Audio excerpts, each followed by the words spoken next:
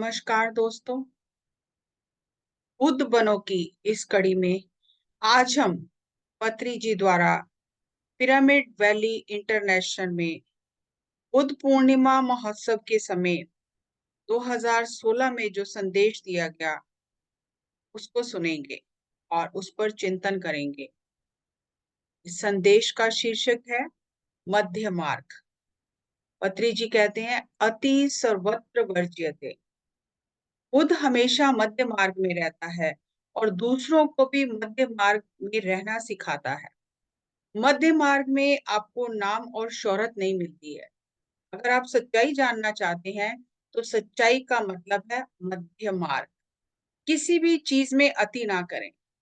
मनुष्य के जीवन में चुनौतियां आती हैं। कितने भी कष्ट आए, किसी की हत्या ना करें और ना ही कभी आत्महत्या करें।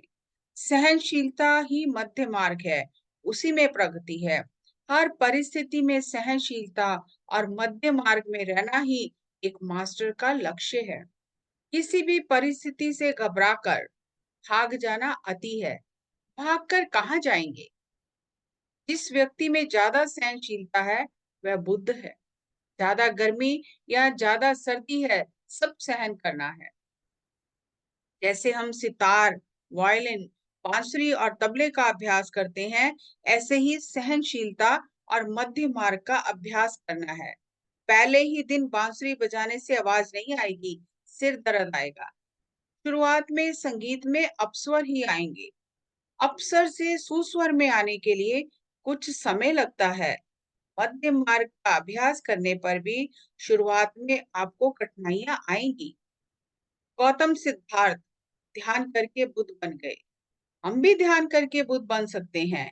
एक बुद्ध के लिए जो सत्य है, सभी बुद्ध पुरुषों के लिए वही सत्य है। यदि आप बुद्ध बनना चाहते हैं तो दरवाजा खुला है। ध्यान करने के लिए घर परिवार छोड़कर कहीं भी जाने की जरूरत नहीं। अपनी स्वाभाविक सांसों के साथ एक हो जाएं। सांस पर अपनी ताकत ना दिखाएं। सांस हमेशा हमारे साथ है और हम भी कुछ समय अपनी सांसों के साथ बिताएं। सांस से हमें सब कुछ मिलता है।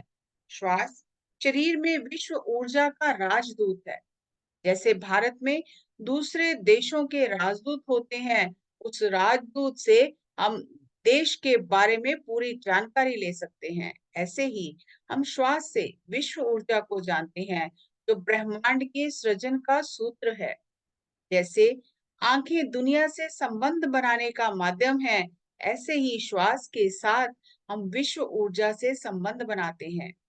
जब आप आंखें बंद कर लेते हैं, तब बाहर की दुनिया से अंदर की दुनिया में पहुंच जाते हैं और स्वयं को ब्रह्मांड ऊर्जा से जोड़ लेते हैं। ये ध्यान विधान और ध्यान विज्ञान है।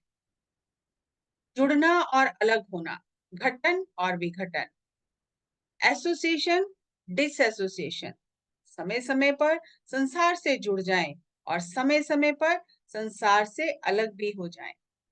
आंखें बंद करने का अर्थ है बाहर की दुनिया से अलग होना और अंदर की दुनिया से जुड़ जाना। हमें विश्व ऊर्जा से जुड़ने का अभ्यास करना है। आंखें खोलकर हम राग का अभ्यास करते हैं और आंखें बंद करके वैराग्य का अभ्यास करते हैं। अगर आप आंखें बंद करके श्वास का अभ्यास नहीं कर रहे हैं तो ये ध्यान नहीं है। ध्यान अभ्यास में हम केवल सांसों के साथ रहते हैं।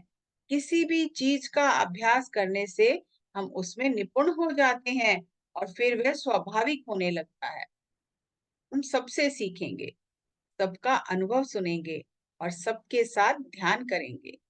ध्यान से ज्ञान मिलता है और सज्जन सांगत्य से ज्ञान का विकास होता है। ध्यान का अर्थ है ज्ञानोदय।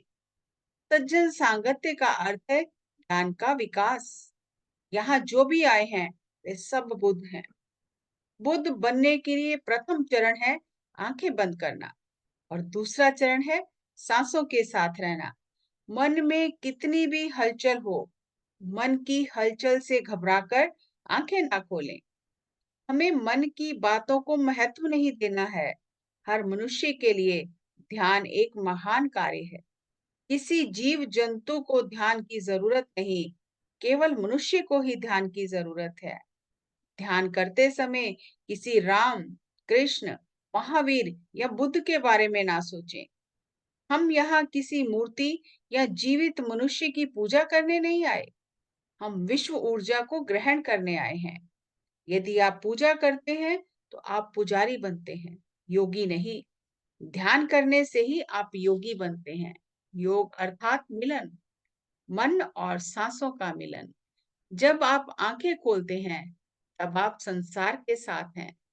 जब आंखें बंद करते हैं, तब आप विश्व ऊर्जा के साथ हैं। विश्व सृजन, विश्व प्रज्ञान, विश्व ऊर्जा के साथ रहना ही योग है। आंखें खोलकर जीना 50% जीवन है, बाकी 50% आंखें बंद करके जीना है। ना सांसारिक जीवन में अति करें, ना आध्यात्मिक जीवन में अति करें। ये बुद्ध का मार्ग है, ये मध्य मार्ग है। 24 घंटे में 12 घंटे आंखें खोलकर दुनिया में रहें, बाकी 12 घंटे आंखें बंद कर दुनिया से हट जाएं और स्वयं के साथ रहें। दुनिया और ध्यान दोनों में साथ साथ रहना, यही मध्य मार्ग है।